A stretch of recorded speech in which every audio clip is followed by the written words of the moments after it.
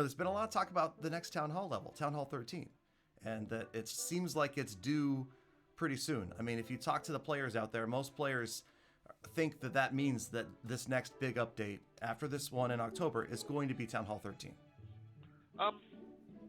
13 is an unlucky number. Not for everybody. No, it's not. Let's see.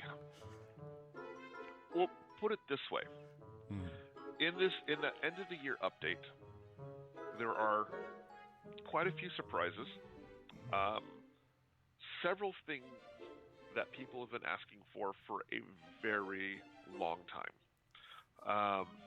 And I know this is being very, very vague, and because we're still in the early developmental stages of that update. So we tend to focus on one day update at a time. And once one of the developers is finished with their tasks for this update, they may start working on the next update. So, for example, for this coming October update, most of the art is done. So some of the artists have already started working on the next update. But we're still kind of solidifying a lot of those details. We have a roadmap of what we want to include in this. There's going to be a lot of content for endgame players. Okay, this sounds good. A lot of content for endgame players. That to me that means like one thing, but okay. It could mean a lot of things. We're one of the main things that we want to tackle with endgame is what to do when you have maxed out resources. Because with the season challenges and clan games, you get so many resources, and if you're maxed out, you're pretty much sitting there with full collectors and gold storage and elixir storage that you can't even click on the icon to do it. So what are you going to do with all that cash? So that's one of the challenges that we're looking to tackle, and I think we found a pretty good solution to that. Oh, that's interesting and extremely vague at the same time. Of course. Darian. All right. I mean, I kind of expected... Vagaries are what I do. I kind of expected to get stonewalled a little bit on this, but I'm excited for it. I mean, I'm getting, I would say, in videos and live streams more and more often, I'm hearing players that say, hey, I'm maxed out now. What's happening? What is going to keep me interested in the game? When do I get some new content? When do I get something? Exactly. Some way to use all these resources that you guys keep giving me. So if you remember a while back, we put the week cooldown on the magic hammers. Yes. It was controversial at the time, but part of it was for the benefit of the game.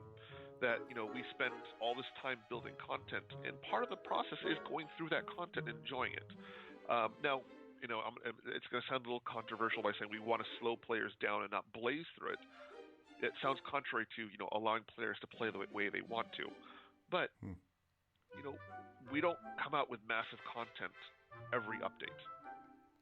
So one of the big worries is if players blaze through it as fast as possible, like let's say in a week, they've got all this stuff, all these magic items saved up, and they go through the entire content in a week, and we don't have a major content update for another half a year, you're kind of sitting there twiddling your thumbs.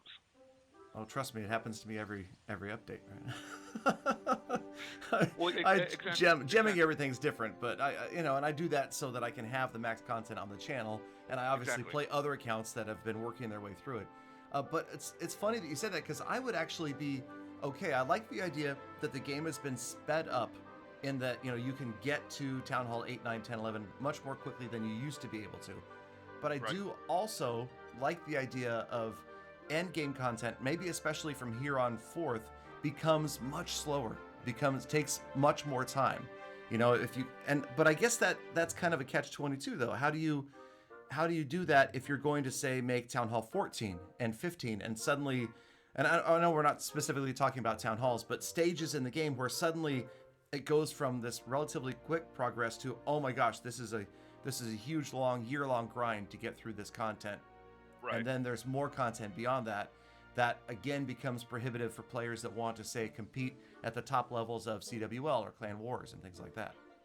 So, ever since we released the magic items during the clan games, we've kind of watched player behaviors and learned a lot from those data sets. So, what's going to happen is what has happened is that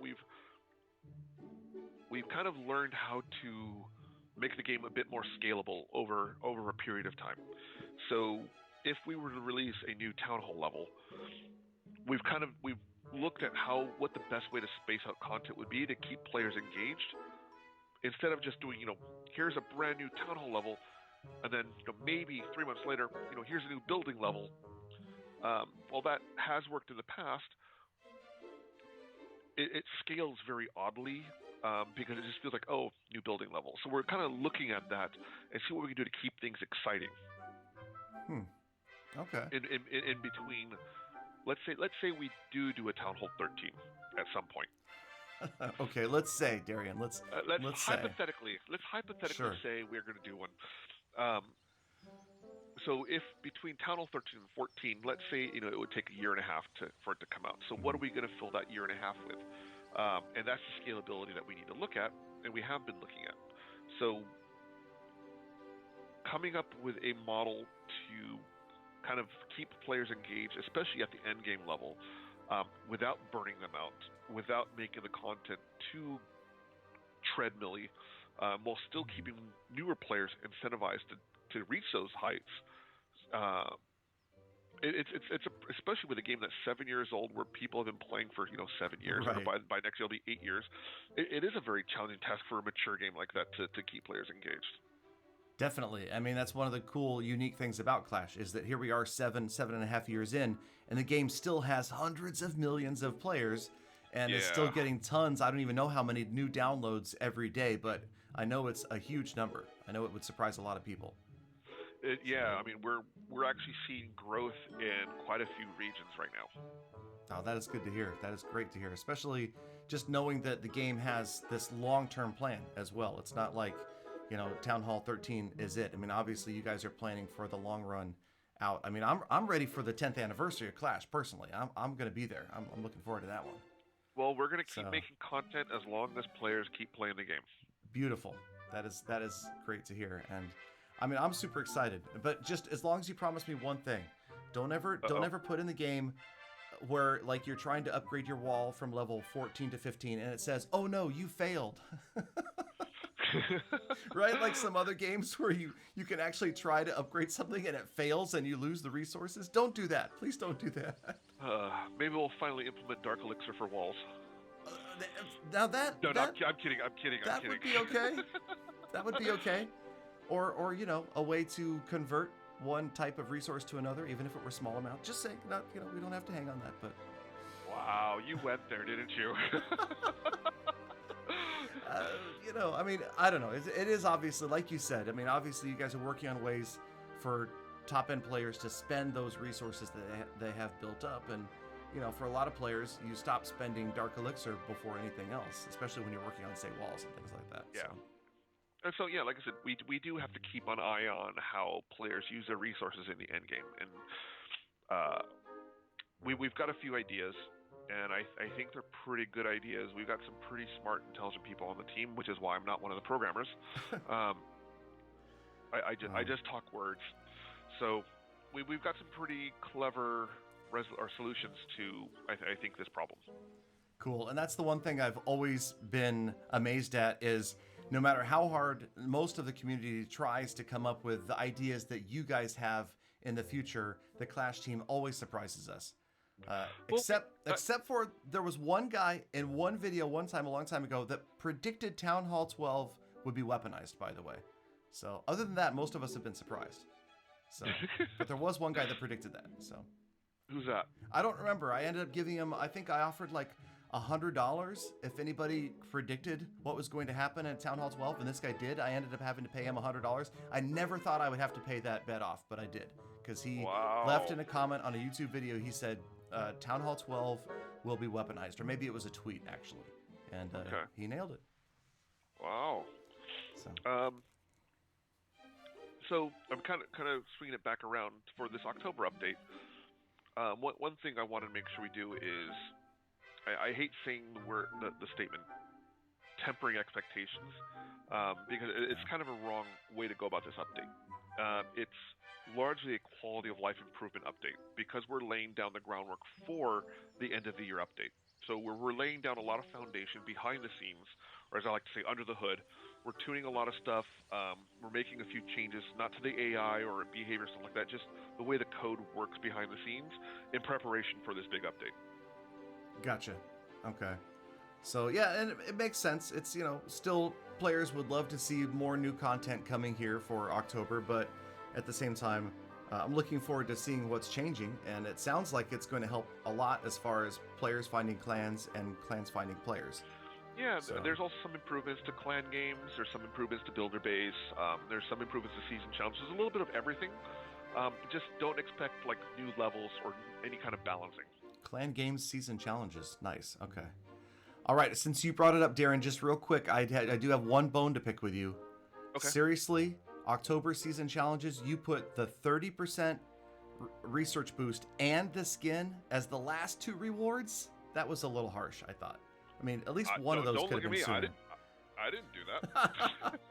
I was like, really? Come on. I'm going to throw Ano under the bus here for that one. Yeah, we're going to have a talk with him because it's like, players are going to be struggling to get to that Skeleton King skin, which, by the way, I think is the coolest skin ever in the game. Isn't it? Oh, by far. I love it. But at least, okay, I'm happy that the 1 gem donations stay at the beginning. I mean, that's crucial. That would be cruel to move that. But it would have been nice to at least have the research, the big 30%, or the skin sooner. But, I guess we can't have everything. Exactly. All right. We gotta make you strive for it a bit. Yeah, well, strive or, like some of us do, spend gems. But yeah, okay. Let me just say that the Skeleton King looked pretty cool on my main account 1 hour after the new season started. So wait till you see the next couple. Oh, let's go! I'm excited. I'm curious what's going to happen in December. A lot of people are like Elf Warden, Santa King, or Mrs. Claus Queen. I don't know. It's going to be so interesting. One thing that won't be in the patch notes, I guess I can explain this here, is that so when we turn the hero models into 3D, our programming team has been hard at work looking at what they can do to improve it. And so one of the things that will be going into this upcoming update, because it's not patchwork notes worthy, because it doesn't really affect the players as much, but we're adding particle effects to the hero skins. So, for example, if the Barbarian King was on like a fire skin, he would leave fiery footsteps or would have a fiery glow around him. So they're just visual improvements. Obviously, they're not going to have any in-game effect other than just look really cool, like the Archer Queen shooting glowing green arrows or something like that, or just adding special effects to the hero skins to make them cooler, just kind of bring them to the next level. Nice. Okay, that does sound very cool. So yeah, so these are just different tweaks, things like that is what we're adding to the game. Okay, cool. And one last thing, Darian, promise me the Halloween obstacle this year is not going to be named Halloween Obstacle. Ooh, I don't know. It's just a personal thing. We've had Witch's Hat and Scary Pumpkin and Tombstone, but then there's also been Halloween Obstacle, which is just like somebody dropped the ball on naming it. So, but I'm looking forward to it, and I'm super excited now thinking about the skins of what we could see in November and December. So, wow. And okay, quick question. As long as you brought that up, will the troops ever get 3D rendered? No, or at least no, if we did do it, it wouldn't be for a long while. Okay. Largely because they're so small that if you're going to play fully zoomed in, there might be some value to it. But when you play from such a distance, there's very little visual merit in converting them to 3D. On top of that, device it has to run on older devices. Right. So 3D models are rather taxing on system resources. I don't see us doing skins for troops in the near future. Makes sense. Now that could change, but at that point, hopefully the technology will have caught up. But because most people play on phones, those devices are so small that those 3D models, the visual fidelity would be kind of lost on it. I see. That makes sense. Yeah. Okay. Well, that's the thing. We never know where mobile gaming is going. We're where phones will become VR, AR devices, and I mean, 5 years, 10 years from now, who knows how we'll be playing, with chip implants or cochlear implants and things like that. Who knows, right? Right. Let's go full Isaac Asimov on this stuff. But yeah, okay. Well, cool. Darian, thank you for taking so much time to talk to me. I know it's late over there in Finland, and I know that you're a busy man getting ready for all the stuff that's coming up. So I'm even more excited than I was, and looking forward to everything that we're going to see the rest of this year. You got it. So, all right, Darian, thank you again for talking, and hopefully we will meet up again soon in Helsinki. Thanks for having me, Galadon. All right, talk to you soon. All right. So there you go. That concludes the 2-part interview with Darian, the Supercell's community manager for Clash of Clans. And of course, yes, I know, I can hear you in the comments already. He didn't give up as much information as we all would have preferred. And I agree with you completely. It is Darian's way to be a little bit mysterious and to leave us hanging until basically the sneak peeks kick off. So, I'll tell you what, I may have another opportunity in the coming weeks to talk to Darian a little bit more in depth and find out more about what is going on, especially after this update and after the Clash Worlds take place. Then I think the team will be much more focused on that next big update that he keeps alluding to. And I would love to hear what questions you guys would like answered, okay? And they can be in relation to Town Hall 13, in relation to another big content update, or just something else in the game that you would like to see added, removed, changed, improved. Let me know down in the comments. And of course, if you enjoyed this type of content, if you like the interviews and these informational episodes that don't always provide the in-depth stuff, but I do as much as I can, please do leave a like on the video and let me know that this is something you would like me to press for more in the future. As always, I appreciate you guys hanging out. I appreciate you guys subscribing, liking, and leaving your comments. And of course, stopping by the live streams, fb.gg/realgaladongaming. And of course, you can always join my Discord server, which is discord.gg/galadongaming. It is going to be a great resource for finding clans and for finding players in clans in the future. We will make specific rooms and areas where we will have supervised, safe chat where players can look for clans and clans can look for players. Because yes, I know global is going to be missed. All right. Also, I do have some thoughts of my own about what should or could or would come to Town Hall 13 as far as walls, new troops, new defenses, and new siege machines. Let me know if it's something you would like me to flesh out in a future episode. I definitely have some interesting and unusual ideas, and I know you guys do as well. So be sure to share them again down below in the comments. You never know what Supercell might pick up on and might get implemented in a future update. As always, I value all of your time, and I thank you guys so much for sticking around, for checking out both episodes. Make sure if you missed part 1, you go back and check it out. It was out yesterday and was also truly informational and a bit evasive. But you, Blizzle Fristed this episode, thank you for sticking around all the way to the end. You're the true #GalaFam, and I love every gosh darn last one of you. Now get out there, make the best of the rest of your day, be kind to people, animals, and easy on the planet. And of course, I hope to see all of you back here again tomorrow for more full attacks.